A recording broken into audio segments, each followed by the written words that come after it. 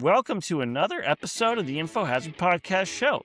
I'm David, here with Dan and Phil. This week, I get kind of fired up over the other November election fight that's coming up. Phil is going to educate us on the DC reflecting pool, and Danny's going to tell you how to literally bork Facebook. But first, we got to address the elephant in the room, the Iran war, and our predictions. We called it. Hooray! Woo! Or at least I called it. Yeah, you called it. We is a strong word here. Well, I guess I called it right in retrospect, because last week I had all this thing. I had this plan. I was going to be like, let's talk about how we're never getting out of Iran. And then there was a peace deal signed. And I was like, okay, I guess that's totally like scrapped. And then Danny's like, no way, because it's just a thing that Trump says, ergo, it cannot be true. And I'm like, okay, well, in this case, it's probably true because they like signed a deal. There's other parties involved. Turns out, no, when you have a peace treaty, it is sort of important to make sure all the parties involved in the conflict are involved in the peace treaty, because Israeli strikes continued happening in Lebanon, and Iran saw that as basically nullifying the deal, so they closed the Strait of Hormuz again. So the whole peace deal up in smoke, essentially. I mean, the Trump administration is continuing to act as if it's still going on. They're basically denying that Iran has closed the strait at this point, but Iran said they're closing the strait. They say so they closed the strait.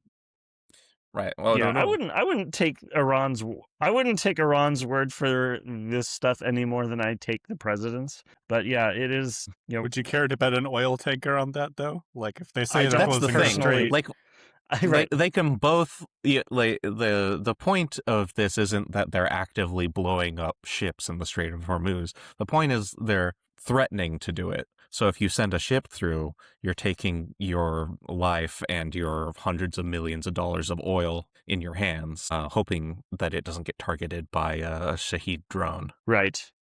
Yeah, I mean, I feel like regardless of the last couple days backsliding on whether fire has been ceased or not, like they do have this it wasn't really a treaty, it is a memo of understanding. That's not even a lease. That's not, I don't know, man. You can't that's really not a break contract. a memo of understanding. Right. It's just like, it was a misunderstanding. I mean, now they've 60 days to renegotiate the Obama deal that took 2 years.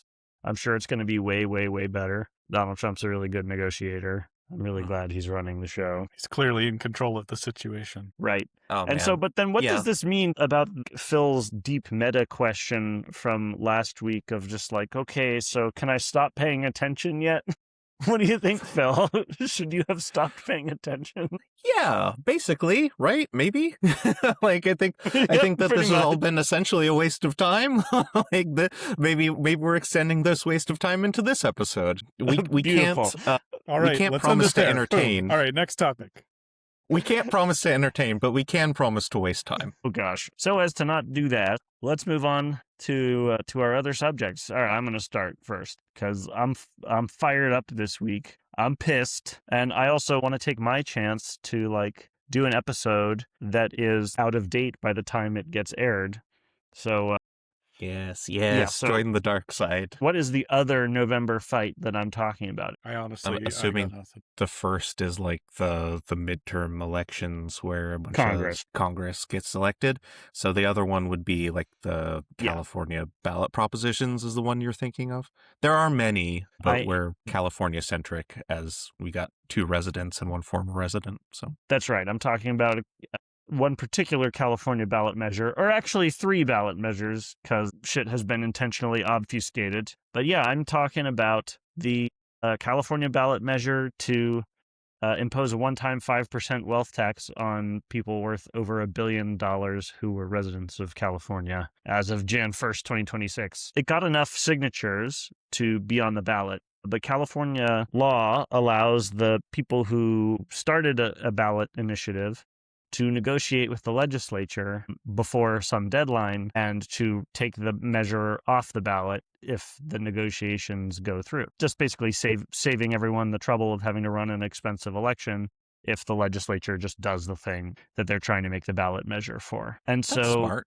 I didn't know that was the case. I didn't either. Man, one thing I love about doing this show is I learn stuff. So that's a thing I learned. It feels the best and is the most shocking when you learned like the way that the system works. Like there's some smart thing that someone put in the law at some point. Like when does that ever happen? Right. Some Yeah. time saver, some money saver. Exactly, but don't worry, no good has come of this. So June 25th is the deadline to finalize the ballot. And so there's sort of a short window where any ballot measure that has enough votes they can negotiate with the legislature, and if the legislature can pass something really fast, then maybe they'll cancel. And so this wealth tax is backed by union. It's a CIU? service workers union. Yes, SEIU is the union that's behind this. It's a service workers union. Among others, they represent lots of nurses. And the way that this tax is written, the money raised from this tax is supposed to go to fill budget holes in Medicaid and Medicare, holes that were widened with the recent big beautiful bill. So the organization that proposed this measure sent an open letter to California's governor, Gavin Newsom, who has been against this bill because he's a simp for billionaires. The position that they offered was, they said, do a 2% one-time tax, and we'll pull this from the ballot. I gathered a few headlines about this. The union behind California's billionaire tax is blinking, but Gavin Newsom wants to inflict total defeat. That's one. California billionaire tax made the ballot. Why is the union backing down, etc.? So, yeah, it's a little bit interesting. I mean, do you have any idea how well this is polling? Like, does it have a good chance of passing? I looked at one poll result, which had it over 50% support. And that was like UC Berkeley and LA Times poll. The LA Times is not big in favor of this, far from it. Billionaire owned LA Times. Right. Yeah. And that it's going to be this is going to be subject to a lot of resistance on the campaign finance side. So it's polling well now. When people hear about it, it's like, oh, that sounds like a good idea.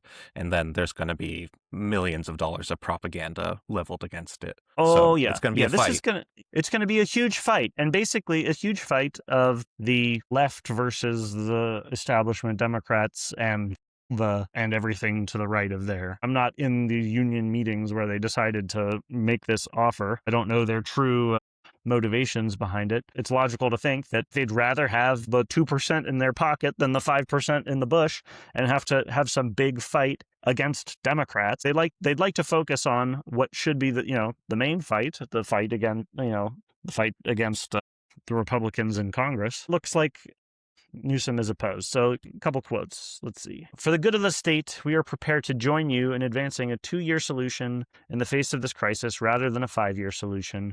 We hope you will join us in doing what's right for everyone. One quote from the open letter. Let's see. The response from one of Gavin Newsom's spokespeople, Tara Gallegos, said, the governor supports making the wealthiest Americans pay their fair share, but this poorly designed state-only measure will defund teachers, schools, clinics, and public safety. Changing the tax rate doesn't change the measure's fundamental flaws that harm working Californians. So, yeah, the compromise is not happening. Make sure to put myself on record saying, just so maybe by the 25th I can be proven wrong. Doesn't seem likely. Yeah, doesn't seem likely. Sergey Brin, a Google co-founder, he has, I think, spent $85 million so far to get 2 of his own counter ballot measures on the ballot. He has gotten the required signatures, I think. It's always so crazy to me, man. They spend so much fucking money to not spend money.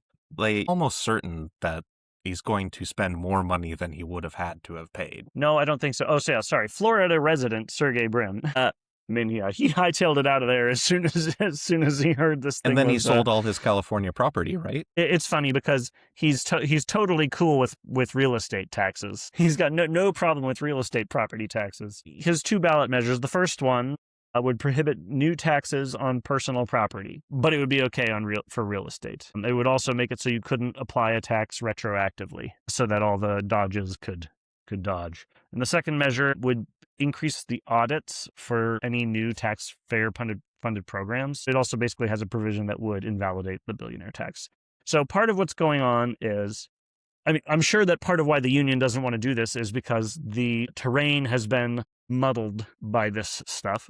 A, it's just going to be a huge, expensive fight, and they'd rather not expend huge resources on it if they didn't have to. And secondly, people like the idea when they first hear about it, but when they're being bombarded with propaganda, and when they're being confused by other billionaire tax measures, they're just going to look at the whole set of them and just say no to all of them, or they're going to be confused. So let's take a minute and pour one out for the starry-eyed young man who said his corporate motto is "Don't be evil," somehow morphed into this horrible ghoul. Money corrupts, power corrupts, take your pick, same principle.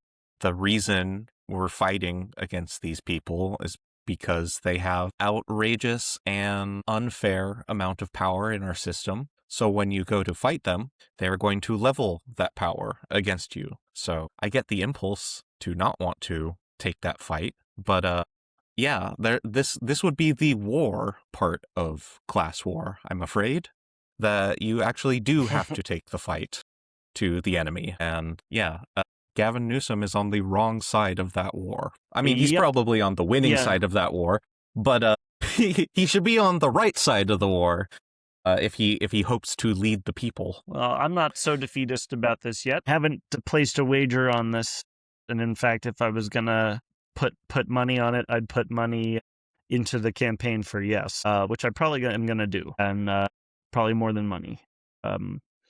Because, I am itching for this fight. This is really important. It's so funny. All a spokesperson for the governor has to do for me to be like, oh, for my like debunking reflex to kick in is just like issue like one half a sentence. It's a state-only measure.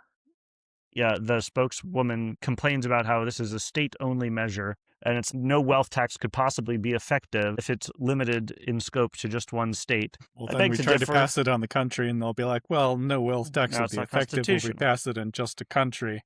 Right, so and just go to another country. So I guess we should just not tax anybody at all ever. Not to mention it's illegal federally, it would be great right? If or that debatably. Worked, and we just kept going, and then we just had global communism. Like that was the solution. It's like, okay, now it works. Now, like we've technically'd our way into like fully automated gay-based communism. As I get geared up for this fight, I am thoroughly not a communist, and I think that it's very interesting to me the border between the yays and nays on this vote. You know, there's a lot of people who lean left and for one reason or another are going to vote no on this. And I look forward to harassing them with my logic and marketing and winning the day for the common man. It's pretty fundamental to being left-wing to reduce the power of the rich and spread it out to the poor. That's one of the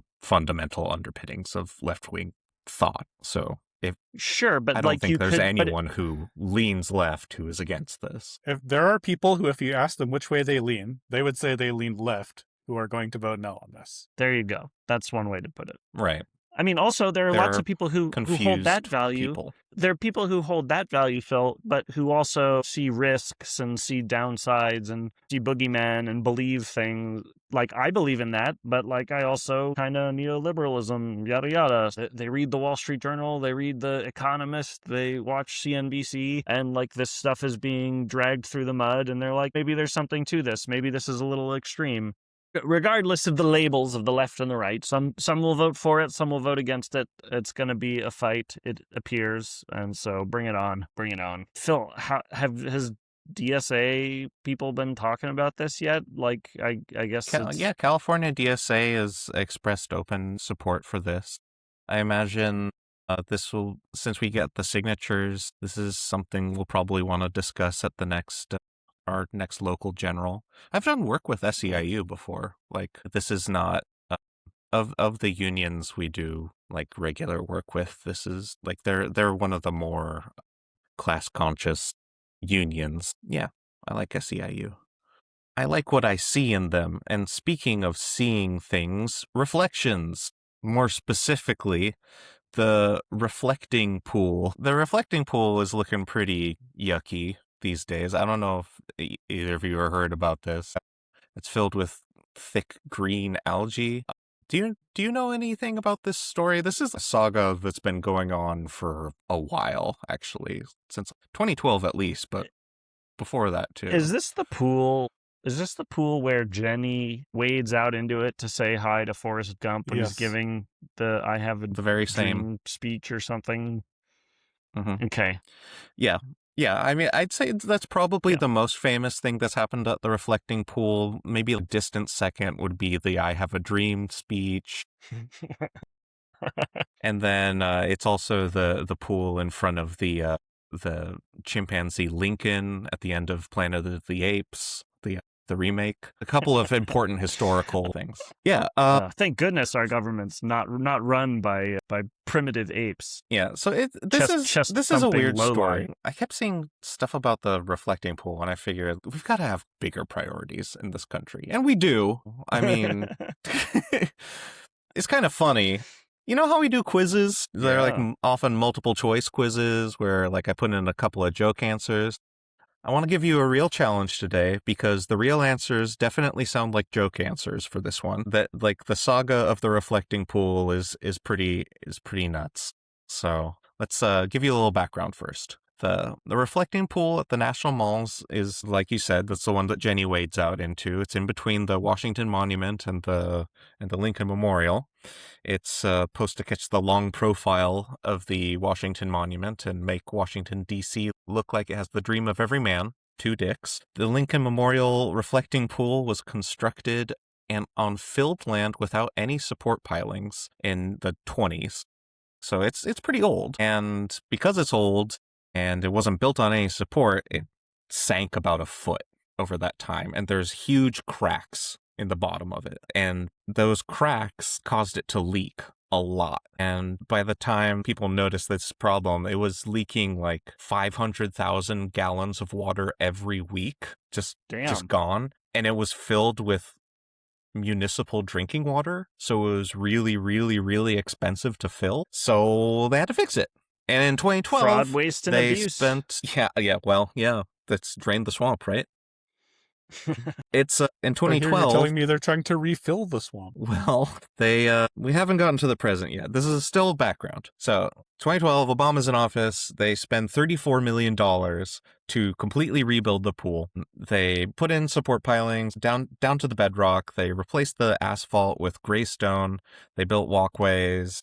They put in a sustainable water system. So instead of using municipal water, it would pull water in from the tidal basin. It fixed the leaking, but with this new natural design they tried out, that it started to get algal blooms and stagnation, which makes sense because the site of Washington, D.C., originally a swamp. That was like what it was when the nation's founders decided where to put the capital. They put it smack dab in the middle of the swamp, and we're kind of living with the consequences of that now. So now we're in the present, and Trump wanted a quick fix ahead of the America 250 celebrations. He always wants a quick fix. So he had the stone bottom of the reflecting pool covered with dark rubbery protective paint for about $14 million. So less, like cheaper, faster, right? All good, right? This is my first question. I What mean, color $14 was this million paint? of paint? It's Blue. right? Yeah. Is it A, America Azure, B, American Flag Blue, C, America's Navy, or D, Truth and Justice Turquoise? It's C. B. It's American flag blue. C, America's It's Navy. yeah, I was pretty proud of that one. No, it's B. It's American Flag Blue. Mm. Yeah, it's American Flag Blue. You know the blue on it's like a dark blue. Do you have you ever worn like a dark shirt outside when it's really hot and it like kind of heats up Yes. the Right. sun? Yep. Okay, so like one thing that algae really likes is warm water. So when they painted the bottom of the reflecting pool dark blue, it caused massive algal blooms. Like it completely took over the system, and it instead of it getting little strains of algae, it's like ew, yuck. It's like bright green all the way across. Big blooms. So this is a problem. I mean, this is probably why you've never seen a pool painted dark, like ever, right? Like I've never seen a pool painted I've been in one pool that was painted black, and it was really warm, I will say. So if that's where you're going Mick for, Jagger's pool. more power to you. You probably got an infection. It was red, yeah, but then you painted it black. Gotta get a quick fix, right? America's 250, it's coming up July 4th. That's real soon. So to save time, Trump awarded a no-bid contract to clear up the algae after this paint was applied. What company got that? It didn't even have to go very far, dude. Shit. Okay, you already know. What company got that contract? Was it A, Halliburton, B, British Petroleum, C, Swampy and Sons, No. or D, Green Water Solutions? I guess it's got to be Green Water Solutions. I mean, come on, BP or Halliburton, don't be ridiculous. And Swampy and Sons can't even be a thing, right? So it's got to be D. It's C. It's C, Swampy and Sons. Are you kidding me? It's C, Swampy and Sons? No, it's D, Green Water Solutions. Danny's gonna have a distinct advantage in this next one. I've got a visual quiz for you. Who is the CEO of Green Water Solution? Okay, this is A. Okay. All right. Okay. All right. Hello, handsome. Okay. All right. I've seen A, I've seen B. B, C, or D? I mean, I guess D. I mean, I won't say know. because I actually know the answer, but I mean, like, let me just pick my most ridiculous ones. I mean, D. I mean, all right. David guesses D, the big boss man, the wrestler. But the answer was A. It's JJ Cafaro, CEO of Green Water Solutions. Yeah, I used mostly real CEOs there. B is Richard Scrushy, the Health South CEO and criminal. C was Kenneth Lay, the CEO of Enron. And D was the big boss man, a wrestler And from criminal. the 80s. Yeah. Yeah, no. He's basically like a sort of exaggerated version of the big boss man, though he doesn't look quite as psychotic. So the guy is a little heavy set, right? And you had your picture, if I remember, he has some striped suit. Is that the guy? Yeah.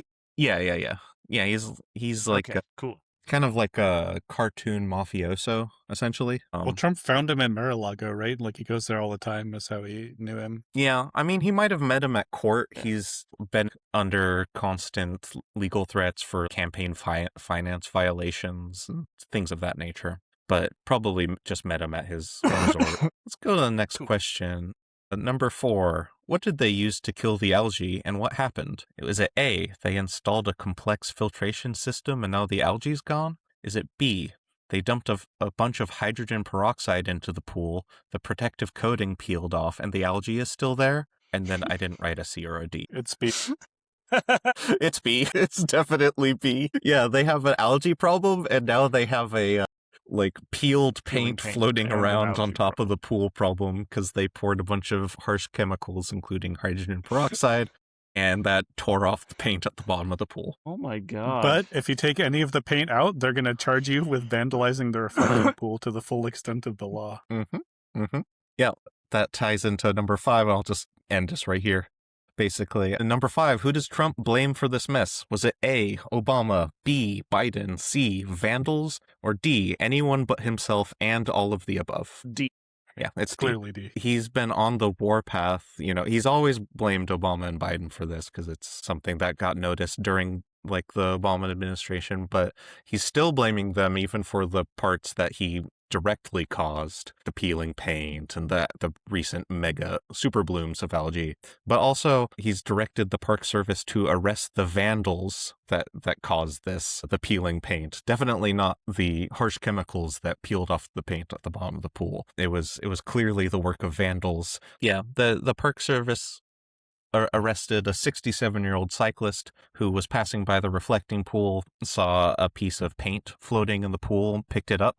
They took his ass down to the station, and he's facing up to 10 years in jail for vandalizing National Monument property. Well, he didn't do anything unimportant like molest a bunch of little kids on a private island, so he's got to face justice. Right, yeah.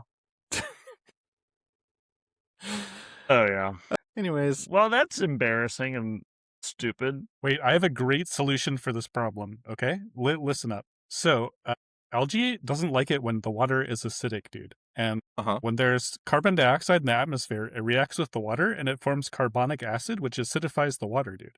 So if we just pump a bunch of CO2 into the atmosphere, eventually there will be enough there that the carbonic acid will build up enough that algae won't be able to grow in the water anymore anywhere, dude. Wow. Good. We just That's eliminate a really all good life on idea. Earth. I mean, we will have to find something to do about the 70% of the oxygen that algae supplies, but I'm sure there's a money-making opportunity there. Yeah. How comforting. I see like a possible problem with this. If you pump a bunch of carbon into the atmosphere, I don't know if you're like one of those filthy libs who believes in global warming, but some say that could heat up the atmosphere. And that would create warmer waters, and algae likes warmer waters. Yeah, that's what the carbonic acid is for. Right. So you just need to pump in so much carbon that the atmosphere is acid. Exactly. The real problem with Danny's solution is it's going to make the paint peel even worse. So that's why that one doesn't work, Dan. Sorry. Right. Yeah. It's that and no other issues.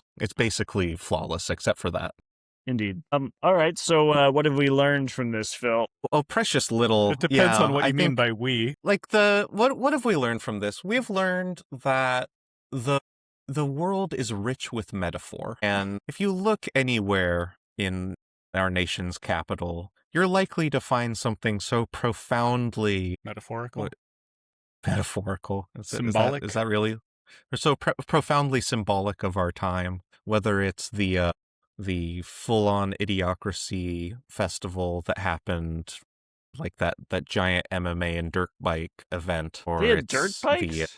Yeah. Oh, okay. I just knew. Yeah, on the White House lawn. Yeah. Okay. We don't have a rose garden, but we've got a dirt bike garden. Mm-hmm. The fact that Trump promised to drain the swamp when he got into office, and then did absolutely everything in his power to create a giant swamp. At this point, I don't really have much point to it. I think it's just one of those ones where I thought it was kind of funny, but I just wanted to share it.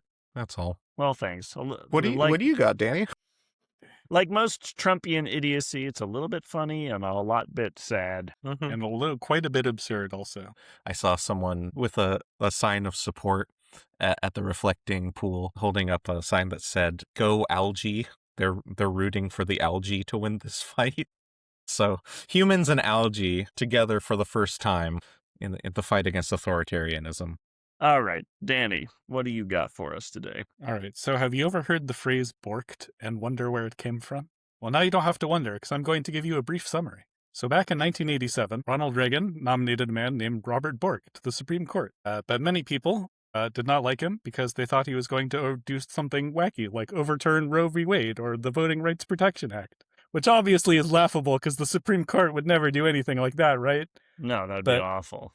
Anyways, they actually managed to defeat him and his nomination. He received the fewest votes of any Supreme Court nominee since 1835. So he got totally screwed. Properly, I say. Improperly, he says. But as part of this, a reporter noticed that he went to the same Blockbuster or whatever video rental store as Robert Bork, and he happened to ask the video clerk for a copy of Robert Bork's video rental history, which the clerk happily handed over. He just because he's some 16-year-old kid who's like, oh, whatever.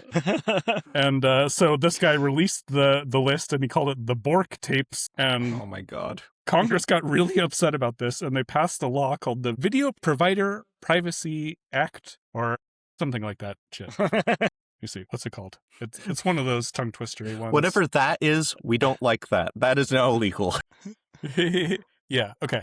The Video Privacy Protection Act, or VPPA, which prevents any renter, purchaser, or subscriber of goods or services from a videotape service provider, which is defined to include providers of pre-recorded video cassette tapes or similar audiovisual materials. Okay. So I can see where Blockbuster went the way of the dinosaur, right? Mostly people forgot about this law. But then, thank God they made it nice and narrow so it wouldn't apply to the future and give us strong privacy laws, right? Like, thank goodness. So interesting. Well, it says something similar. So a man named Michael Salazar came across this law and had a clever idea. So what he did was he signed up for a newsletter from Paramount.com. They emailed him stuff. And he used that to watch videos, NBA videos on some site. And because he was logged into Facebook, Facebook was tracking which videos he was watching. And so therefore, he is arguing that Paramount, without his permission, disclosed his viewing history to Facebook, which at a price per violation of $2,500, he's looking at like a pretty solid chunk of change. So if you're listening to this right now, you could go do something like this and sue Facebook. There's already hundreds of people doing it, and you could potentially get paid $2,500 for watching a video. The case is headed to the Supreme Court to decide if it's valid. They're scheduled to hear it possibly as soon as October 2026, but maybe later. We'll see. They don't exactly move quickly. But yeah, so kind of funny. You want this one to go as late as possible, I think. I think you need quite a few Supreme Court members to die before you're likely to get the $2,500 that you're entitled to. Well, it's $2,500 per violation, dude. Surely you can watch a whole lot of videos between now and then. I mean, surely Facebook I'm dual screening right now. I mean, probably the number of times this information has been given to Facebook times $2,500 would put them out of business 10 times over, right? I'm sure it's more money than has ever existed in the world at any one time, even. That would be sick. So that would be amazing if if just Facebook just went bankrupt because of this. Yeah, I mean, Google too, right? Well, they would have to pay that, but probably there'd be some stipulation that they would have to pay it, but first Russia would have to get their fines paid. This has been working its way through the court system, and one court will say, yes, this is valid, Facebook has to pay, and the next court says no, he appeals, or vice versa, or whatever. So yeah, it's worked its way up. We'll see what happens, I guess. But if you want to get paid $2,500 a video, it's your window right now. Get watching. Before Facebook goes bankrupt. Sadly, I'm not a Facebook. So I don't have a Facebook account. Yeah, but because I know they do this you shit. would. Yeah, but now you can get paid. And if you're tired of that kind of chump change, you should just merely get your channel restricted on YouTube, and then you could be entitled to what Russia is fining Google for. A Russian court has fined Google 2 undecillion rubles. A 2 followed by 36 zeros for restricting Russian state media channels on YouTube is many times more than the total GDP of the entire world. Perhaps more wealth that has ever been created by mankind. I mean, I've never even heard of that. What was the word? Undecillion? I've never even heard of that. Yeah, I mean, I'd be pretty surprised if you have. It's not a number that comes up a lot. We usually switch over to scientific notation somewhere long before there. All those numbers have names, and you just skip over them, dude. Poor Elon, he's not an undecillionaire. Wah, wah. And nobody loves him. Wah, wah. Some people love him. All right, cool. Well, I hope they all win. People pretty lightly. There, pretty loosely. You can call them people. This was just one of those funny little stories, I thought, and I like the connection back to Robert Bork. It's sort of funny. I learned a lot. It happened again. Gosh, I've been learning so much. How algae and paint intermingle in a pool. How video privacy laws work. And that's been another unicellular educational episode of Info Hazard. Don't forget to subscribe, and join us next week. Leave multiple comments. Leave 1 undecillion comments. Leave comments that reveal the private video watching habits of miscellaneous members of the public. Congress members. Yes.